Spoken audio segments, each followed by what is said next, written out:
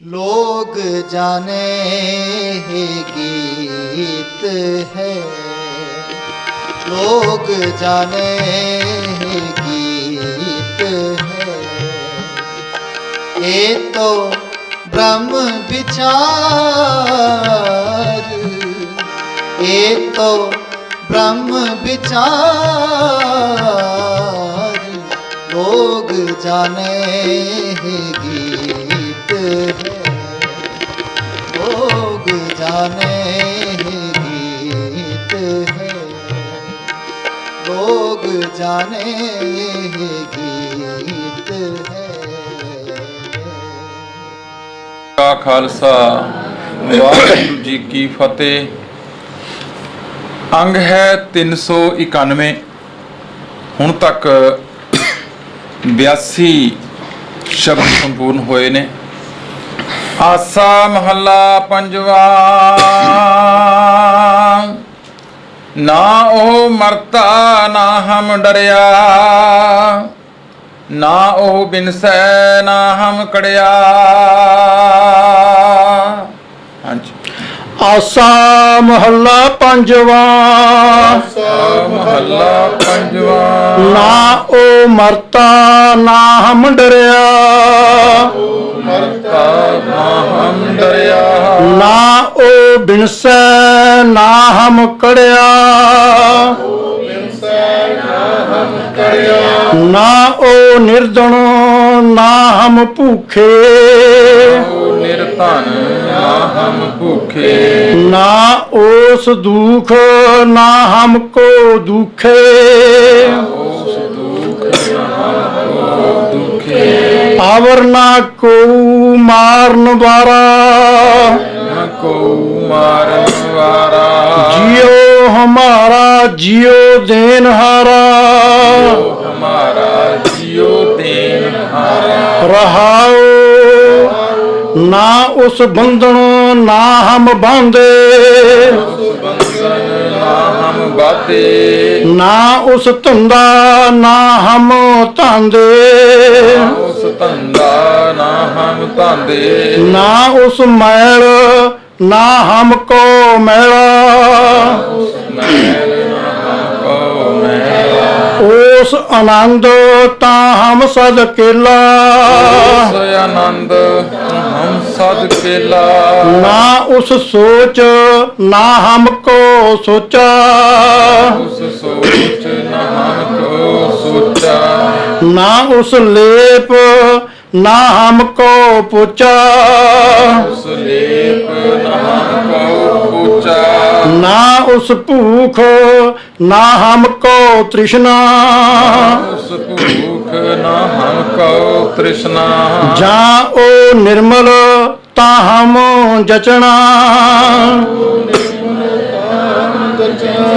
ਹਮ ਕਿਛ ਨਾਹੀ ਏਕੈ ਉਹੀ, ਉਹੀ ਆਗੈ ਪਾਸੈ ਏਕੋ ਸੋਈ। ਆਗੇ ਪਾਛੈ ਏਕੋ ਸੋਈ। ਨਾਨਕ ਗੁਰ ਖੋਏ ਭ੍ਰਮ ਭੰਗਾ, ਹੋਏ ਪ੍ਰਮ ਭੰਗਾ। ਹਮ ਓਏ ਮਿਲ ਹੋਏ ਇੱਕ ਰੰਗਾ, ਹੋਏ ਇਕ ਰੰਗਾ। ਆਸਾ ਮਹੱਲਾ ਪੰਜਵਾ। ਪੰਚਮ ਪਾਤਸ਼ਾਹ ਇਸ ਸ਼ਬਦ ਵਿੱਚ ਭਗਤੀ ਤੇ ਪ੍ਰਮਾਤਮਾ ਦੀ ਇਕਮਿਕਤਾ ਨੂੰ ਦਰਸਾਉਂਦੇ ਨੇ, ਕਿਉਂਕਿ ਗੁਰਬਾਣੀ ਦੇ ਅਨੁਸਾਰ ਜੈਸਾ ਸੇਵੇ ਤੈਸਾ ਹੋਏ। ਅਸੀਂ ਜਿਹੋ ਜਿਹੇ ਨੂੰ ਸਿਮਰਦੇ ਹਾਂ ਉਹੋ ਜਿਹੇ ਹੋ ਜਾਂਦੇ ਹਾਂ। ਪ੍ਰਮਾਤਮਾ ਦੇ ਜਿਹੜੇ ਗੁਣ ਨੇ ਉਹ ਭਗਤ ਵਿੱਚ ਸਹਿਜੇ ਆ ਜਾਂਦੇ ਨੇ।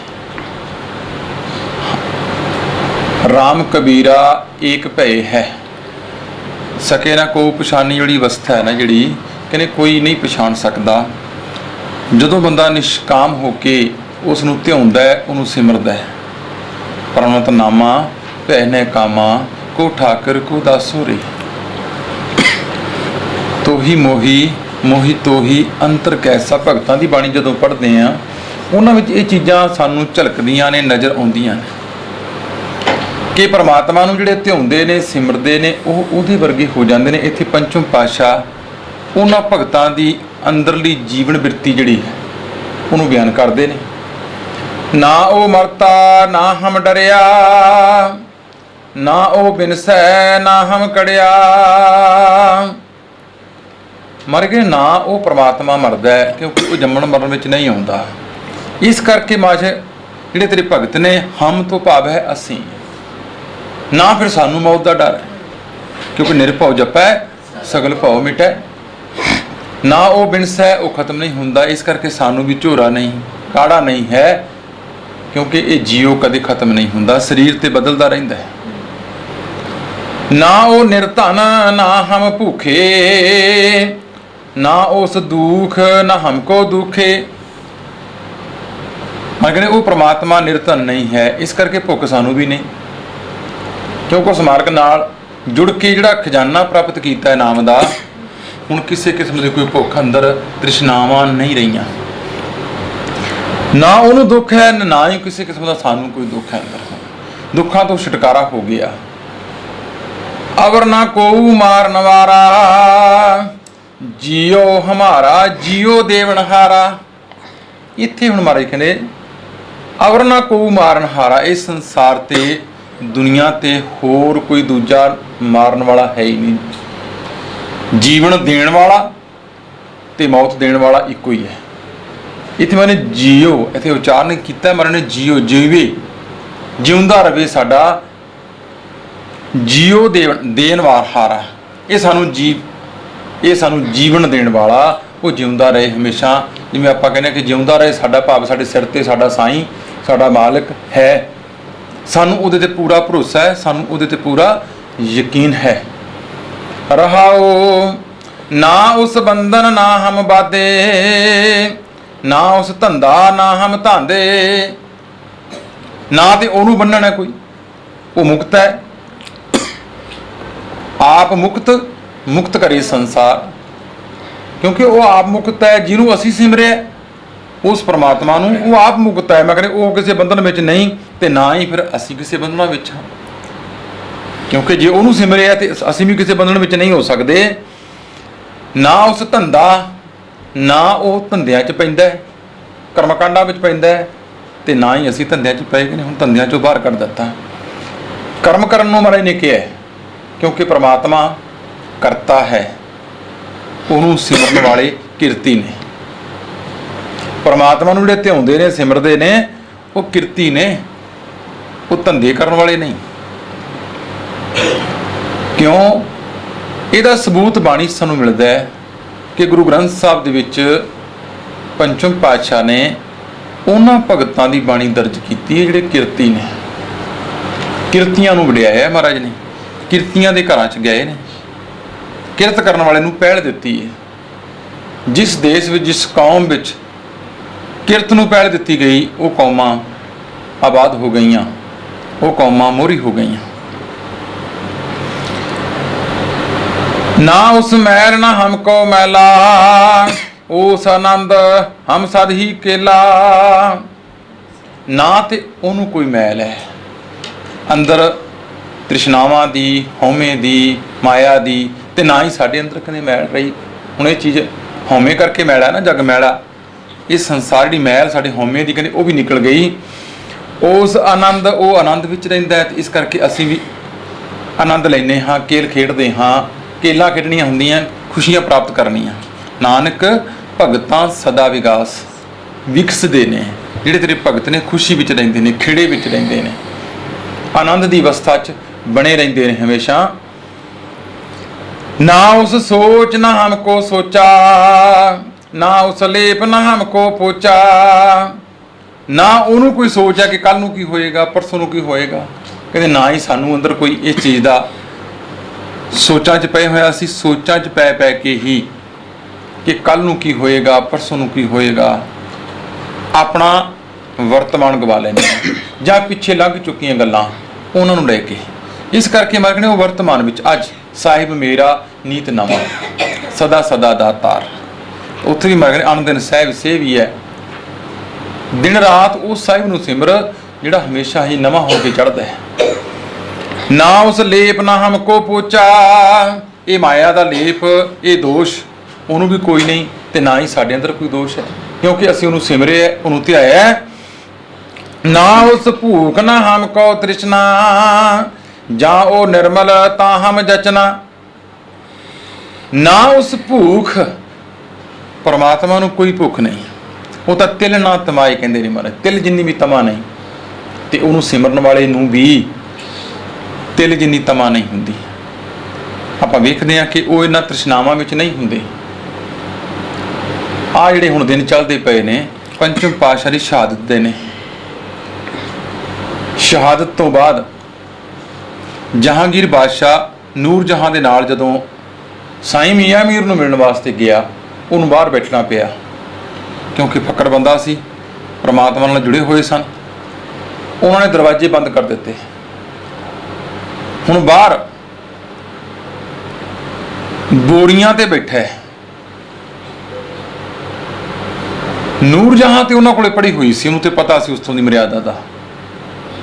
ਕਹਿੰਦੇ ਕਿ ਕਈ ਘੰਟਿਆਂ ਬਾਅਦ ਜਦੋਂ ਉਹ ਬਾਹਰ ਨਿਕਲੇ ਸਾਈਂ ਮੀਆਂ ਮੀਰ, ਤਾਂ ਬਾਦਸ਼ਾਹ ਨੇ ਪੁੱਛਿਆ ਜਹਾਂਗੀਰ ਨੇ ਕਿ ਮਹਾਰਾਜ ਤੁਸੀਂ ਬਾਹਰ ਪਹਿਰੇਦਾਰ ਖਿਲਾਰੇ ਹੋਏ ਨੇ, ਅਸੀਂ ਲੋਕ ਆ ਜਿਹੜੇ ਰਾਜੇ ਮਹਾਰਾਜੇ ਪਹਿਰੇਦਾਰ ਤਾਂ ਰੱਖਦੇ ਆ ਤਾਂ ਕਿ ਕੋਈ ਖਜ਼ਾਨਾ ਲੁੱਟ ਕੇ ਨਾ ਲੈ ਜਾਏ, ਤੁਹਾਡੇ ਕੋਲ ਕਿਹੜਾ ਖਜ਼ਾਨਾ ਹੈ? ਤਾਂ ਉਹਦੇ ਮਨ ਵਿੱਚ ਗੁੱਸਾ ਸੀ। ਸ਼ਹਾਦਤ ਤੋਂ ਬਾਅਦ ਸਾਈਂ ਮੀਆਂ ਮੀਰ ਦੇ ਮਨ ਵਿੱਚ ਥੋੜਾ ਗੁੱਸਾ ਸੀ। ਤਾਂ ਉਹਨੇ ਕਿਹਾ ਕਿ ਤੇਰੇ ਵਰਗੇ ਕੁੱਤੇ ਨਾ ਨਾਮ ਨਹੀਂ ਜਪਣ ਦਿੰਦੇ, ਡਿਸਟਰਬ ਕਰਦੇ ਨੇ ਆ ਕੇ। ਉਹ ਫਿਰ ਵੀ ਸਮਝ ਨਾ ਸਕਿਆ। ਜਿਹੜੀ ਪੱਗ ਉਹਨੇ ਬੰਨੀ ਹੋਈ ਸੀ ਸਾਈਂ ਮੀਆਂ ਮੀਰ ਨੇ, ਉਹਦੇ ਵਿੱਚ ਸੋਨੇ ਦੀਆਂ ਤਾਰਾਂ ਸਨ। ਉਹ ਜਹਾਂਗੀਰ ਬਾਦਸ਼ਾਹ ਨੇ ਭੇਜੀ ਹੋਈ ਸੀ, ਨੂਰ ਜਹਾਂ ਨੇ ਇਹ ਦੇ ਕੇ ਗਏ ਸਨ। ਤੇ ਉਹਨੇ ਗੱਲ ਦਾ ਪਾਸਾ ਮੋੜਦਿਆਂ ਕਿਹਾ ਕਿ ਮੈਂ ਗੱਲ ਕਰ ਰਿਹਾ ਇੱਥੇ ਮਹਾਰਾਜ ਕਿ ਜਿਹੜੇ ਉਹਦੇ ਨਾਲ ਸਿਮਰੇ ਨੇ ਉਹਨਾਂ ਨੂੰ ਕਿਸੇ ਕਿਸਮ ਦੀ ਤ੍ਰਿਸ਼ਨਾਵਾਂ ਨਹੀਂ ਹੁੰਦੀਆਂ, ਉਹ ਜੁੜੇ ਨਹੀਂ ਹੁੰਦੇ ਕਿਸੇ ਚੀਜ਼ ਨਾਲ, ਦੁਨੀਆ ਦੇ ਪਦਾਰਥਾਂ ਨਾਲ।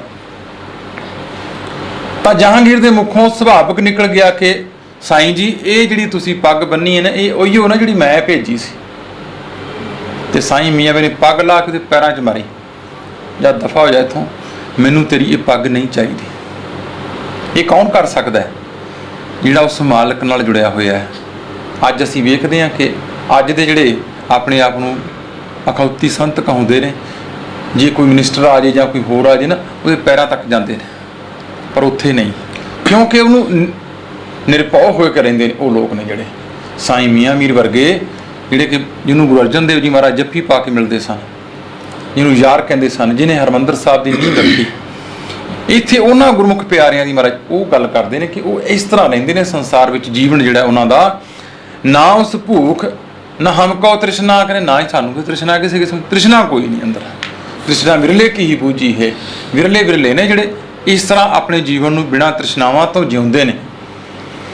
ਜਾਂ ਉਹ ਨਿਰਮਲ ਤਾਂ ਹਮ ਜਚਨਾ, ਕਹਿੰਦੇ ਜਦੋਂ ਉਹ ਨਿਰਮਲ ਹੈ, ਕਿਉਂਕਿ ਪਰਮਾਤਮਾ ਪਵਿੱਤਰ ਪਵਿੱਤਰ ਪਵਿੱਤਰ ਪਨੀਤ, ਤੇ ਜਿਹੜੇ ਉਹਨੂੰ ਸਿਮਰਨ ਵਾਲੇ ਨੇ ਉਹ ਅੰਦਰੋਂ ਨਿਰਮਲ ਬਾਹਰੋਂ ਨਿਰਮਲ। ਸਤਿਗੁਰ ਤੇ ਕਰਨੀ ਕਮਾਣੀ, ਕੂੜ ਕੀ ਸੋਈ ਪਹੁੰਚੇ ਨਾਹੀ ਮਨਸਾ ਸੱਚ ਸਮਾਣੀ।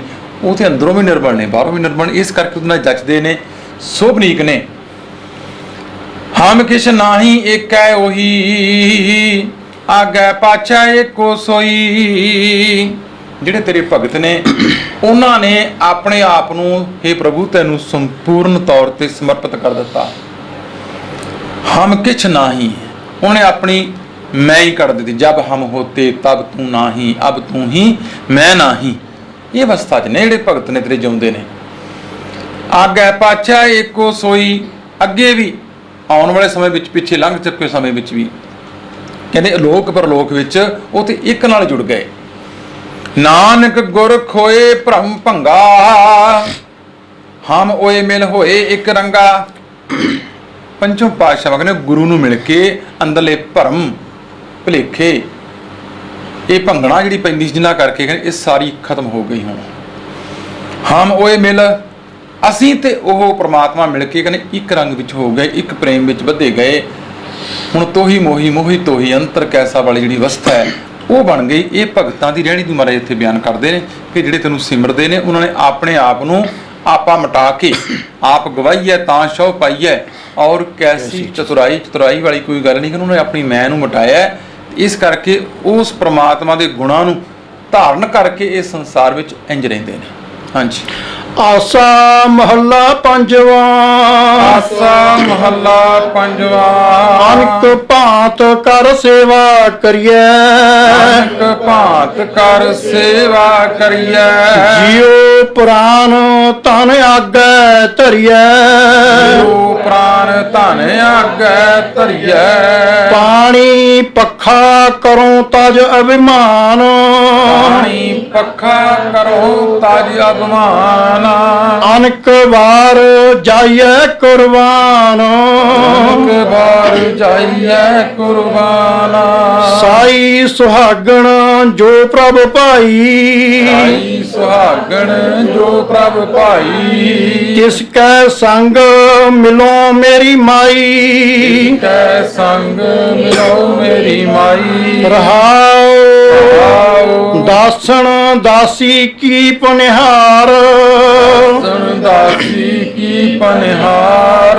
ਉਨ ਕੀ ਰੇਨ ਬਸੈ ਜੀ ਨਾਲ, ਕੀ ਰੇਣ ਬਸੈ ਜੀ ਨਾਲ। ਮਾਥੈ ਭਾਗ ਤਾਂ ਪਾਵੋ ਸੰਗ, ਹੈ ਭਾਗ ਤਾਂ ਪਾਵੋ ਸੰਗ। ਮਿਲੈ ਸੁਆਮੀ ਆਪਣੇ ਰੰਗ, ਹੈ ਸੁਆਮੀ ਆਪਣੇ ਰੰਗ। ਜਾਪ ਤਾਪ ਦੇਵੋ ਸਭ ਨਿਮਾ, ਆਪ ਤਾਪ ਦੇਵੋ ਸਭ ਨਿਮਾ। ਕਰਮ ਧਰਮ ਅਰਪੋ ਸਭ ਹੋਮਾ, ਕਰਮ ਧਰਮ ਅਰਪੋ ਸਭ ਹੋਮਾ। ਗਰਭ ਮੋਹ ਤਜ ਹੋਵੋ ਰੇਣ, ਸਰਬ ਮੋਹ ਤਜ ਹੋਵੋ ਰੇਨਾ। ਉਨਕੈ ਸੰਗ ਦੇਖੋ ਪ੍ਰਭ ਨੈਣ, ਕੈ ਸੰਗ ਦੇਖੋ ਪ੍ਰਭ ਨੈਣਾ। ਨਿਮਖ ਨਿਮਖ ਇਹੀ ਆਰਾਧੋ, ਨਿਮਕ ਇਹੀ ਆਰਾਧੋ। ਜਿਨਸ ਰਹਿਣ ਇਹ ਸੇਵਾ ਸਾਧੋ, ਰਹਿਣ ਇਹ ਸੇਵਾ ਸਾਧੋ। ਭਏ ਕਿਰਪਾਲ ਗੋਪਾਲ ਗੋਵਿੰਦ, ਏ ਕਿਰਪਾਲ ਗੋਪਾਲ ਗੋਬਿੰਦ। ਸਾਧ ਸੰਗ ਨਾਨਕ ਬਖਸ਼ਿੰਦ।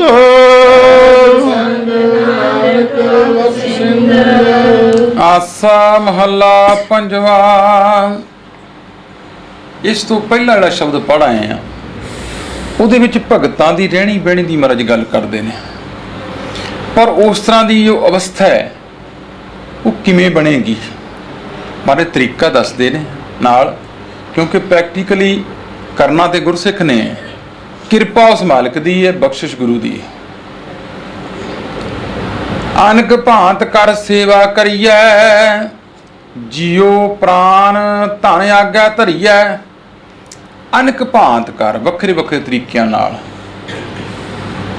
ਸਰੀਰਕ ਸੇਵਾ, ਤਨ ਦੀ, ਮਨ ਦੀ, ਧਨ ਦੀ। ਲੇਕਿਨ ਇਸ ਕਰਕੇ ਅਨੇਕਾਂ ਤਰੀਕਿਆਂ ਦੁਆਰਾ, ਕਦੇ ਕੀਰਤਨ ਦੀ, ਪਾਠ ਦੀ, ਸਿਮਰਨ ਦੀ, ਇਹ ਤਰੀਕੇ ਵੱਖਰੇ ਵੱਖਰੇ।